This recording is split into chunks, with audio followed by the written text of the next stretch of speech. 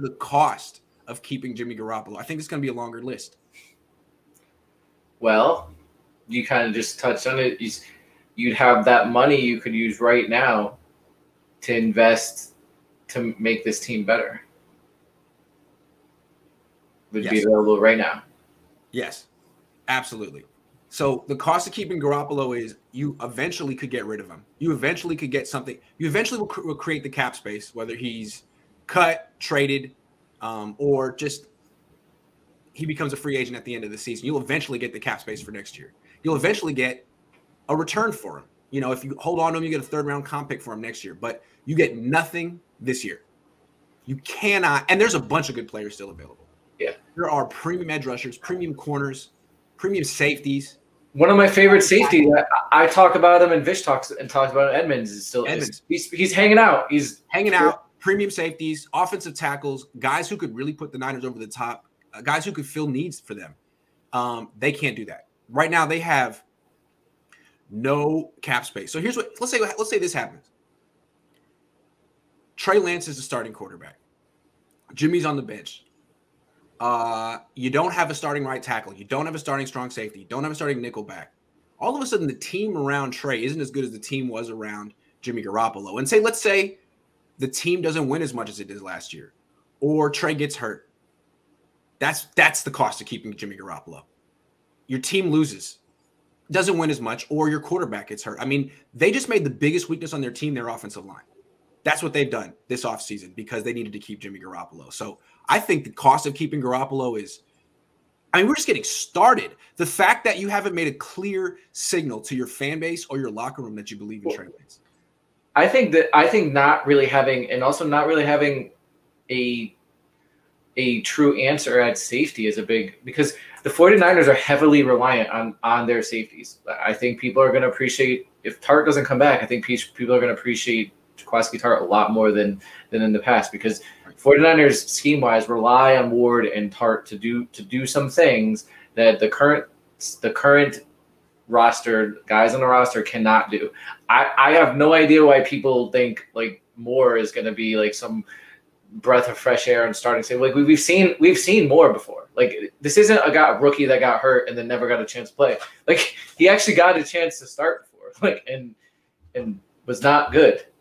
Let's come back to the quarterback real quick, though. I'm not done with that. I mean, it's possible that they'll bring Jimmy Garoppolo back as a $27 million backup, but as East-Base Chris said, probably not. If he comes back, he'll probably start. So what is the cost of that? Another year of Trey Lance's development.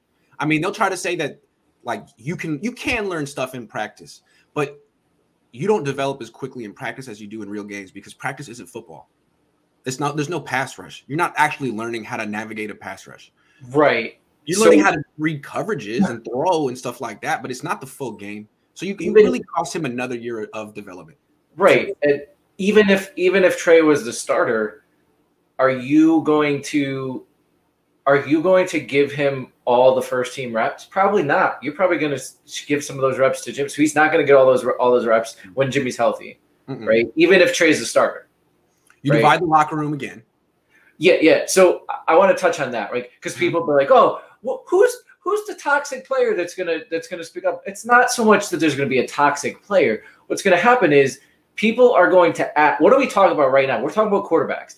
And Neil, and every team, that's what people want to talk about, is the quarterbacks. Yeah. And what was every player asked last year that, like, they visibly were fed up about? Love Jimmy.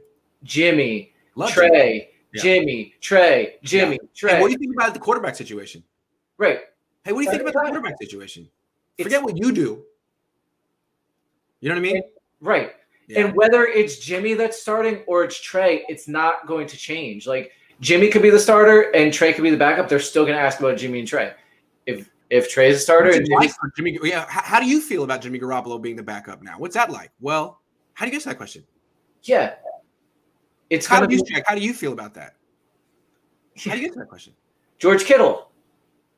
It's like if there was like a last dance. I don't know. I know Jimmy Garoppolo isn't Michael Jordan, but it's like everyone said their farewells, and actually you don't leave. You come back as a backup. That's weird for the fan base, the locker room. I just think it's toxic. Are there more costs for keeping Jimmy Garoppolo? The perceived notion that you don't believe in third overall pick. I mean, it makes it harder to make the transition because, like, in 2023, now you say, okay, here's a guy who really hasn't played in 3 years. Hasn't played in 3 years, but now he's ready. I mean, the cost of keeping Garoppolo is extensive, and I think it's pretty clear that the Niners' best course of action would be to cut bait, take the L, because taking the L on Jimmy Garoppolo and just releasing him comes with a $17.5 million bonus that you can. It's like, okay, we lost, but now we can trade, and now we're going to win in free agency. And you may be able to recoup about the 7.5 back if Jimmy does get signed. True, you do, which he probably will. You absolutely do. You just have to write him a check. Yeah, I'm sure it feels tough, and you don't like spending when you don't have to. You stuck Tim Kawakami with the bill that time at French Laundry just on principle, but you give him $7.5 million, and you've given him $100 million already. What do you care? You're still paying D Ford through the nose. What do you care? Just pay him to go away, Jed. Yeah, pay him to go away. And to be honest with you, like, I don't really know that it's truly an L, because you structured his contract in a way where you can get out of it. Exactly. Look at what Atlanta has to do to get rid of Matt Ryan. Look at what the Eagles had to do to get rid of Carson Wentz. It's not truly an L. Yeah, you're not getting a draft pick, but you don't have to eat any dead cap. Like, I think it's 1.5, right? You have to eat one. I think it's like 1.5 in dead cap, and then you got to pay him the injury guarantee. But you'll get that back more than likely if he signs with another team, which he probably would. To me, draft capital though is irrelevant for Jimmy Garoppolo. Everyone's saying that cap space is irrelevant, and you need to get the draft picks. Like, you're talking about a third or a second at best. This team isn't even good at drafting. They miss as even more often than they hit. And they're a really good roster. Like, what is a second-round pick going to do in the short term for this team? Like, that's all about down the line, like planning for the future. I want the cap space now. Now. And I'm just saying, that's way more. And, like, people are saying to us online that actually cap space now doesn't matter. The Niners have done everything they want to do. And what they really need to do is get a couple of day 2 picks in the future. That doesn't make any freaking sense to me at all. What? This team just drafted Aaron Banks in round 2, and they're really holding out for the next opportunity to draft Aaron Banks. Like, have some humility. You guys aren't good at drafting. You're much better in free agency. Like I'm all about draft picks. I do think there's value. There's value in that, and there's value having players, young players on cheap contracts. However, that's what their day 3 picks are for. That's where they hit. You're terrible in day 2. What are you? You're not. I think we can say with some good certainty that the 49ers aren't going to get a second round pick for Jimmy Garoppolo or better. They're probably not going to get a third round pick or better. So I would say the available, even right now, the guys that are available in free agency right now are better than that. Like, yeah, you have to pay a little bit more of a premium on them, but it's not that much. Do you know, like, my favorite safety in this free agency, you know what his cap hit this year for the Chiefs is? He's cheaper than Ward. 4.5. Yeah, he's cheaper than Ward. Reed's cap hit. Yeah. And his Ward's total value, Jimmy Ward's total, I think he's 12. Isn't he like average out 12 million a year? Yes. Reed's is 10. I just want to summarize this real succinctly before we move on. The cost of keeping Jimmy Garoppolo is a worse roster in 2022 than 2021. This team is not as good as it was last year. Yes, they got Charvarius Ward and some new players on special teams. They lost players on special teams, and they have gaping holes in their secondary, at safety, at nickel, at nose tackle as Javon Kinlaw's knee recovers, and on the offensive line. Offensive line is a big one. So either the Niners it's going to cost them wins, or Trey Lance is going to get hurt, because that offensive line, other than the left tackle, is nothing. It's as cheap as can be. So that's the cost of keeping Jimmy Garoppolo. I'm not saying they could win 13 games and Trey Lance could be the MVP, but anything short of that, I'm pointing to this. And then the other cost is the locker room, right?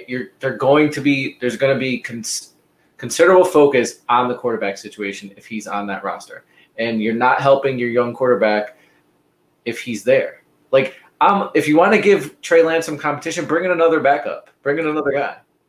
Don't bring in Jimmy Garoppolo. So I cut these live streams up into videos afterwards, and one is going to be the benefit of keeping Jimmy Garoppolo. That'll be about 2.5 minutes. And then the cost of keeping Garoppolo will be about 12 minutes. So I guess that's pretty real.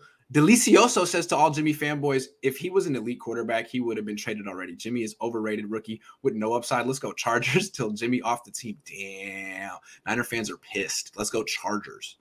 Wow.